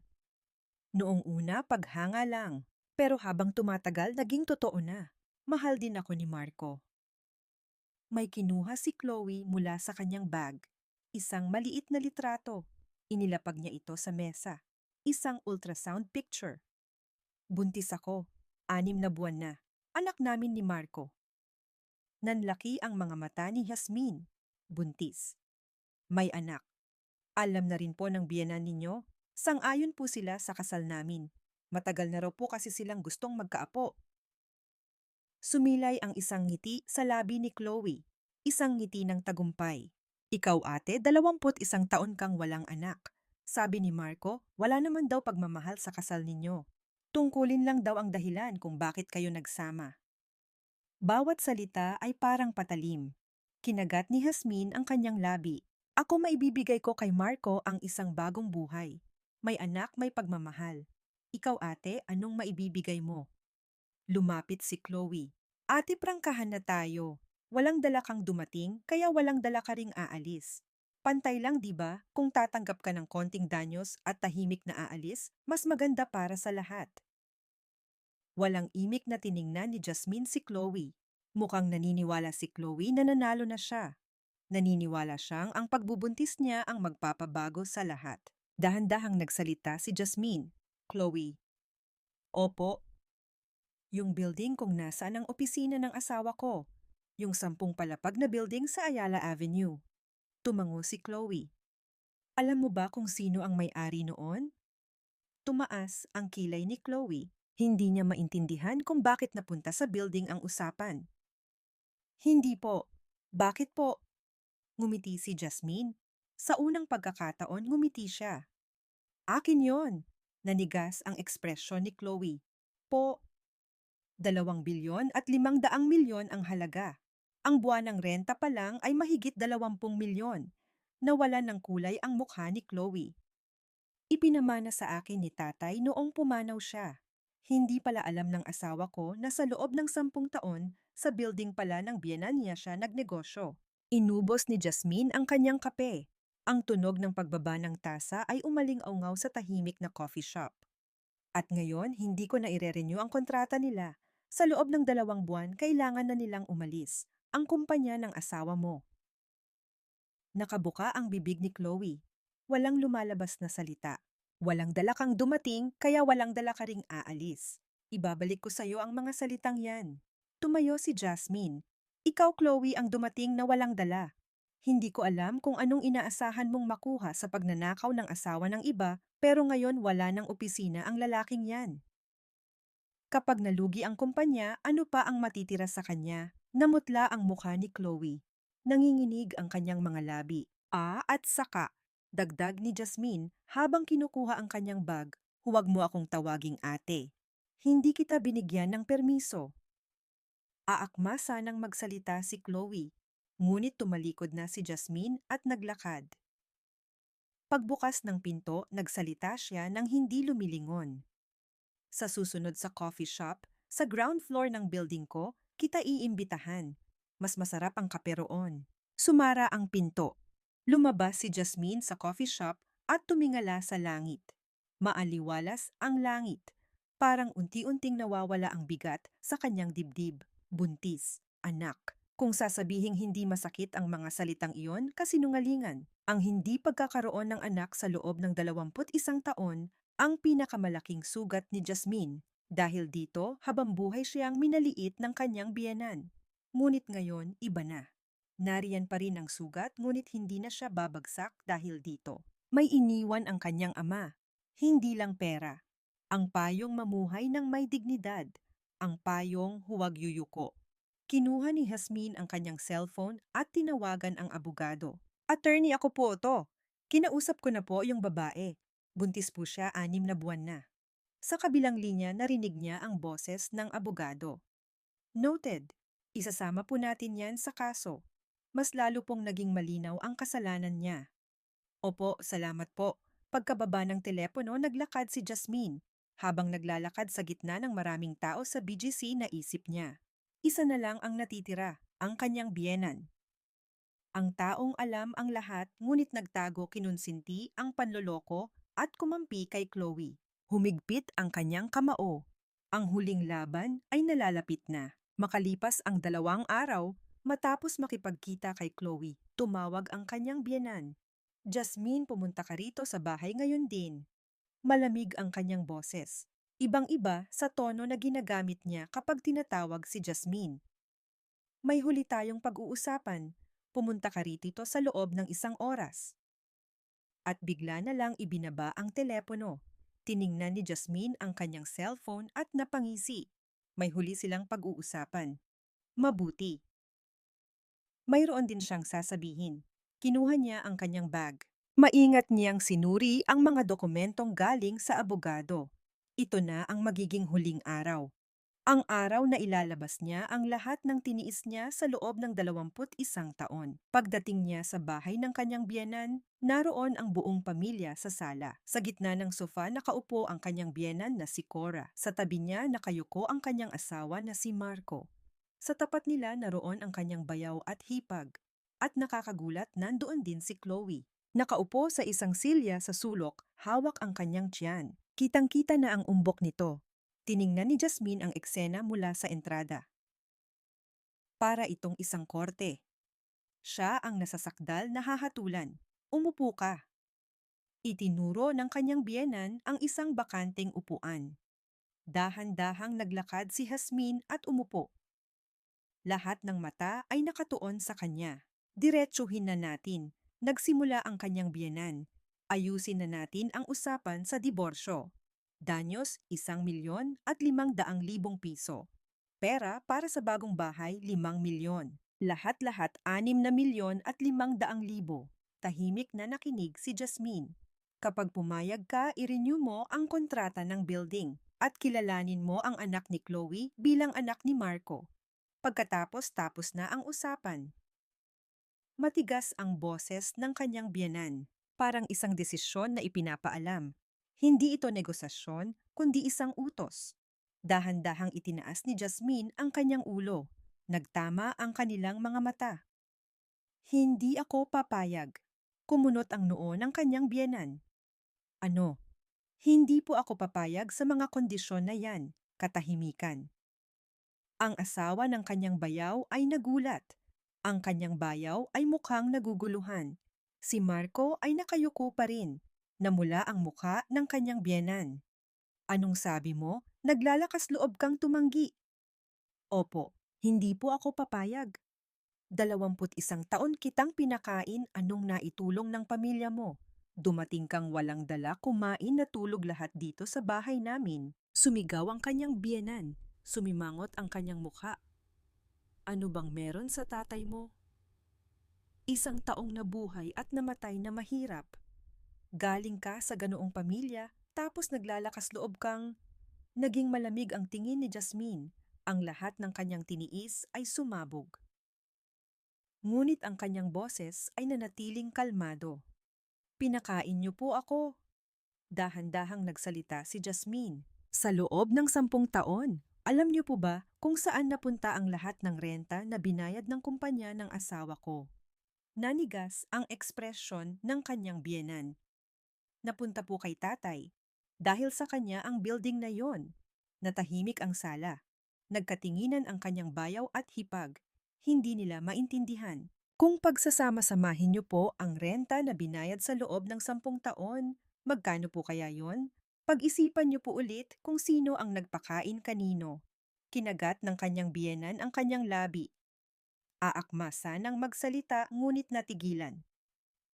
Nagpatuloy si Jasmine. At tingnan niyo po ito. Kumuha si Jasmine ng isang tumpok ng mga dokumento mula sa kanyang bag. Inilapag niya ito sa mesa. Pinaimbestigahan ko po ito sa isang accountant. Ang mga libro ng kumpanya ng asawa ko. Nag-angat ng tingin si Marco. Namutla. Sa loob ng 5 taon, Kumuha siya ng 15 milyong piso mula sa pondo ng kumpanya. Lumikha siya ng mga pekeng transaksyon para ilabas ang pera. Nandito po lahat. Isa-isang ipinakita ni Jasmine ang mga dokumento. Ito po ang resibo ng kotse na binili niya para kay Chloe. 2 milyong pisong luxury car. Ginamit niya ang corporate card ng kumpanya. Namutla ang mukha ni Chloe. Ito po ang mga resibo mula sa mga luxury brand, mga bagrelo damit, 2,500,000 piso bawat taon. Lahat po yan pera ng kumpanya. Kinuha ni Jasmine ang susunod na dokumento. Ito po ang mga resibo ng mga biyahe sa ibang bansa, Bali, Hawaii, Maldives. Kasama niyo po si Chloe, di ba? Inilagay niyo po sa business expense. Tumayo si Marco. Kailangan yan para sa operasyon ng kumpanya. Kailangan sa operasyon ng kumpanya ang pagbili ng kotse, luxury items at pagbabakasyon para sa girlfriend mo. Naging matalas ang boses ni Jasmine. Embezzlement yan. 15 milyon. Kapag isinampa konto, pwede kang makulong. Nanlambot ang mga binti ni Marco. Muli siyang napaupo sa sofa. Hindi na rin makapagsalita ang kanyang biyenan. Si Chloe ay nakayuko at walang imik. Inayos ni Jasmine ang mga dokumento at nagsalita. Ito po ang aking mga kondisyon. Danyos 5 milyon. Ibalik ang 15 milyong ninakaw at isang formal na pag-amin sa panloloko. Itong tatlong ito. Sumigaw ang kanyang biyenan. Nasisiraan ka na ba 20 milyon ang hinihingi mo? Mas malaki pa po ang makukuha ko kung sa korte tayo magkikita. Panloloko at embezzlement. Ano po sa tingin nyo ang magiging desisyon ng hukom? Tumayo si Jasmine. Sa susunod na linggo, isasampa ko na ang kaso. Divorce at embezzlement sabay. Naglakad siya papunta sa pinto. Mula sa kanyang likuran, sumigaw ang kanyang biyenan. Ang kontrata ng building, pag-iisipan ko kung ire-renew mo. Huminto si Jasmine. Dahan-dahan siyang lumingon. Ang kontrata ng building, hinding-hindi ko na po ire-renew. Sumimangot ang muka ng kanyang biyenan.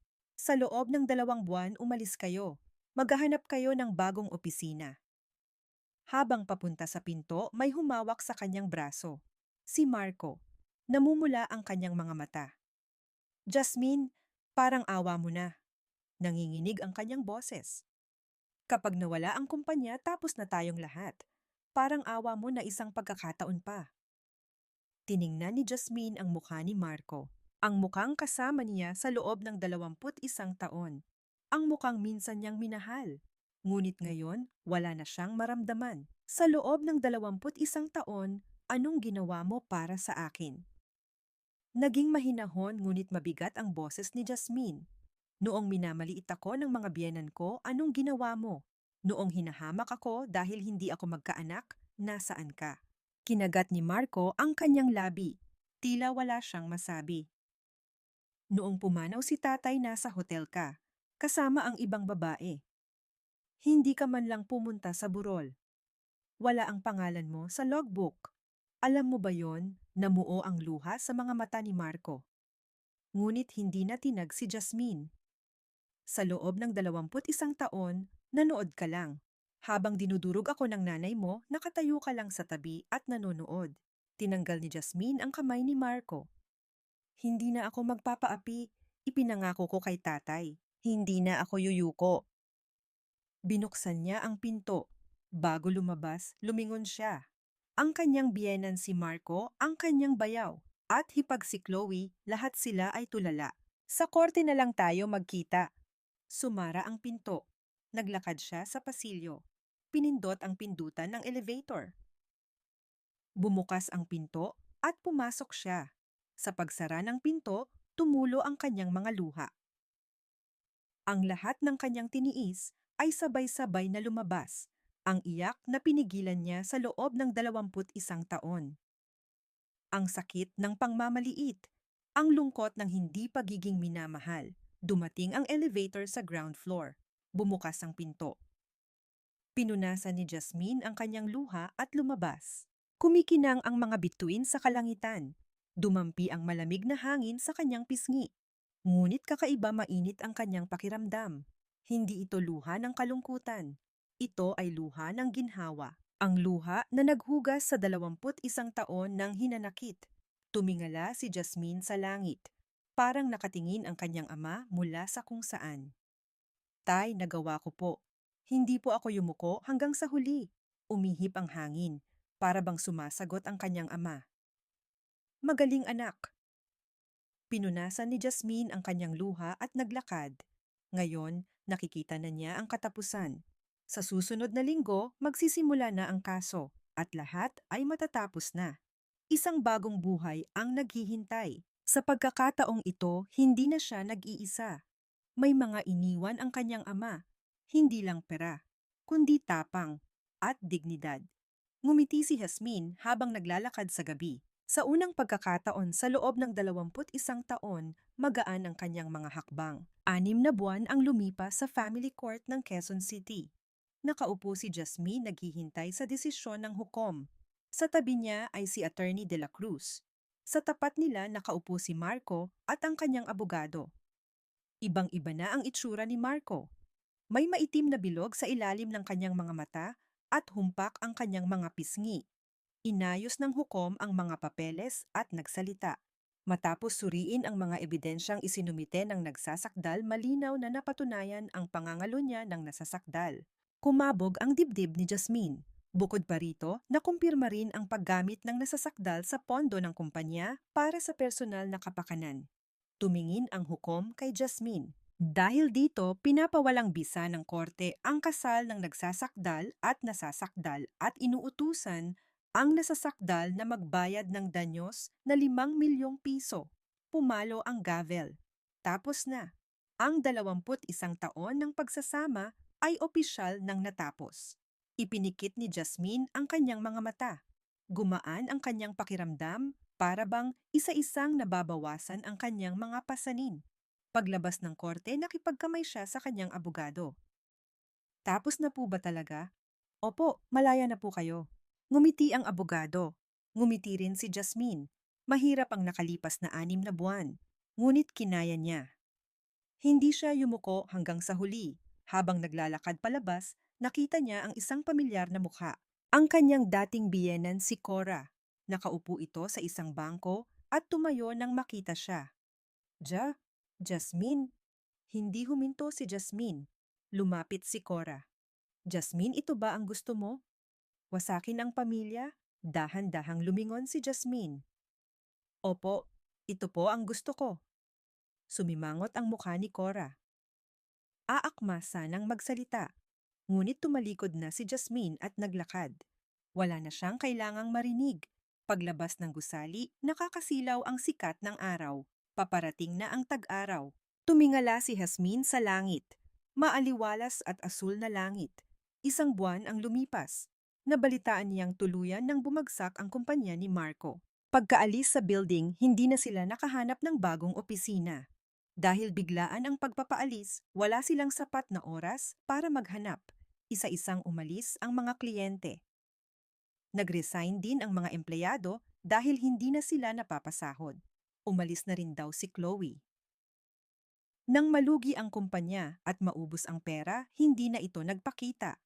Ang babaeng nagmamakaawa para sa ama ng kanyang anak ay sa huli pera lang pala ang habol. Walang naramdaman si Jasmine nang marinig ang balita. Tapos na ang lahat. Marso 31. Ang huling araw para umalis ng MC Marketing. Nakatayo si Jasmine sa labi ng kanyang gusali. Kumikinang ang sahig na marmol sa sikat ng araw. Sa labas ng bintana, tanaw ang mga tanawin ng Makati sa tag-araw. Nagsisimula ng mamulaklak ang mga puno. Bigla niyang naalala ang nangyari 1 buwan na ang nakalipas, dito mismo sa labi. Nakatayo rin siya noon sa lugar na ito. Bumukas ang pinto at pumasok ang kanyang dating biyenan si Cora. Pagkakita sa kanya, tumakbo ito palapit at lumuhod sa sahig na marmol. Jasmine, parang awa mo na tulungan mo ako. Humagulgol ito. Huminto ang mga dumadaan at tumingin. May mga nagbubulungan. May mga kumukuha ng litrato. Ngunit walang pakialam si Cora. Isinubsob niya ang kanyang noo sa sahig at nagmakaawa. Ako na ang nagkamali. Patawarin mo na ako. Parang awa mo na i-renew mo ang kontrata. Nahihirapan na si Marco. Hindi na niya alam kung paano mabuhay. Tiningnan ni Jasmine ang eksena. Ito ang taong dati kinatatakutan niya. Ang taong dati sinusunod niya ng walang tanong. Ngayon, nakaluhod ito sa kanyang paanan. Naalala niya ang 21 taon ng pangmamaliit at paghamak. Minaliit siya dahil mahirap ang kanyang pamilya. Hinamak siya dahil hindi siya magkaanak. Umalis sila noong pumanaw ang kanyang ama. Itinago nila ang panloloko. Kumampi sila kay Chloe. Malamig ang tingin ni Jasmine. Guardia, nagsalita si Jasmine. Mahinahon at kalmado ang kanyang boses. Pakisuyo ihatid niyo po ang ginang na ito sa labas. 2 gwardiya ang lumapit at hinawakan ang mga braso ni Cora. Nagpumiglas si Cora at sumigaw. Jasmine, Jasmine, parang awa mo na. Ngunit hindi lumingon si Jasmine. Naglakad siya papunta sa elevator. Bumukas ang pinto at pumasok siya. Hanggang sa pagsara ng pinto, rinig pa rin ang hagulgol ni Cora. Ngunit hindi natinag si Jasmine. Malinaw pa rin sa kanya ang alaala ng araw na iyon. Wala siyang pagsisisi. Iyon ang sagot sa 21 taon. Sumakay si Jasmine ng elevator papuntang 8 palapag. Bumukas ang pinto at isang bakanteng espasyo ang bumungad. Wala na ang signage na MC Marketing. Tanging puting pader na lang ang natira. Pumasok siya sa loob. Wala nang mga mesa, upuan o computer. Wala nang kahit ano. Tanging ang sikat ng araw na tumatagos sa bintana ang nagbibigay liwanag. Dahan-dahang naglakad si Jasmine. Umaling-aungaw ang kanyang mga yabag sa bakanteng espasyo. Lumapit siya sa bintana at tumingin sa labas. Tanaw ang buong Ayala Avenue. Ang mga nagtataasang gusali, ang mga sasakyan, ang mga taong naglalakad. Ganito rin siguro ang pinapanood ni tatay, naisip niya. Sa loob ng 30 taon, habang pinoprotektahan ang gusaling ito, habang iniisip ang kanyang anak, ano kaya ang nararamdaman ng kanyang ama? Gusto niya sigurong tumulong agad. Ngunit nagtiis siya para maging lakas ng kanyang anak kapag talagang kailangan niya. Tumulo ang kanyang mga luha. Ngunit hindi ito luha ng kalungkutan. Ito ay luha ng pasasalamat. Kinuha niya ang cellphone at tinawagan ang property management company. Hello? Tumatawag po ako tungkol sa unit sa 8 floor. Opo ma'am. Ano po iyon? Maghanap na po kayo ng bagong uupa. Isang magandang kumpanya sana. Yung nag-aalaga sa mga empleyado nila. Sige po. Maghahanap po kami ng magandang kumpanya. Mapagkababa ng telepono, tumingin siya sa bintana. Maaliwalas ang langit. Walang kahit isang ulap. Tay, mahinang sabi ni Jasmine. Tapos na po. Tapos na po talaga ang lahat. Umihip ang hangin. Pumasok ang hangin ng tag-araw sa bukas na bintana. Para bang sumasagot ang kanyang ama. Pinunasan ni Jasmine ang kanyang luha at ngumiti. Paglabas ng gusali, niyakap siya ng mainit na sikat ng araw. Nakatayo si Jasmine sa Ayala Avenue at tumingala sa langit. Nagkalat ang mga bulaklak mula sa mga puno. Puno ng mga tao ang kalye nag-e-enjoy sa panahon. Nagtatawanan naglalakad isang ordinaryong araw. 49 na taong gulang na siya. Ikinasal sa edad na 27, nagdiborsyo sa edad na 48. 21 taon ang lumipas. Mahabang panahon. Ngunit ngayon, lahat ay parang bago. Hindi niya inisip na huli na ang lahat. 49, hindi pa iyon kalahati ng buhay. Marami pang darating na araw. At ngayon, wala nang maaaring mangmaliit sa kanya. Mabubuhay na siyang may dignidad. Kinuha niya ang sulat ng kanyang ama mula sa bulsa. Paulit-ulit na binasa kaya't gasgas na. Malinaw ang mga tupi. Binasa niya muli ang huling pangungusap. Ngayon, mamuhay ka ng may dignidad. Huwag kang yuyuko, dahil anak kita. Inilagay niya ang sulat sa kanyang dibdib. Tay, tinupad ko po ang pangako ko. Hindi po ako yumuko hanggang sa huli. Umihip ang hangin. Para bang hinahaplos ng kanyang ama ang kanyang buhok. Sinasabing, magaling anak. Pinunasan ni Jasmine ang kanyang luha at naglakad. Magaan ang kanyang mga hakbang, tuwid ang kanyang likod. Mataas ang kanyang noo. Habang naglalakad sa Ayala Avenue, bumulong si Jasmine. Ang tunay kong buhay ngayon pa lang magsisimula. Isang bulaklak ang dumapo sa kanyang balikat. Hindi niya ito inalis. Ngumiti lang siya at nagpatuloy sa paglakad. Sa ilalim ng sikat ng araw may dignidad. Ang 21 taon ng kadiliman ay natapos na at isang bagong simula ang dumarating. 49. Huli na ngunit perpektong panahon. Ang likod ni Jasmine ay papalayo sa ilalim ng sikat ng araw. Isang likod na tuwid, may dignidad at matapang na humaharap sa kinabukasan. Kung ang kwento ngayon ay nag-iwan ng kahit kaunting marka sa inyong puso, maaari kayong bumalik dito paminsan-minsan. Kung may pagkakataon mag-iwan ng isang mainit na mensahe para sa bida ng kwento, ang kabaitang iyon ay maaaring maging lakas ng isang tao para harapin ang bukas. Taos puso naming ipinagdarasal ang iyong ngayon at bukas.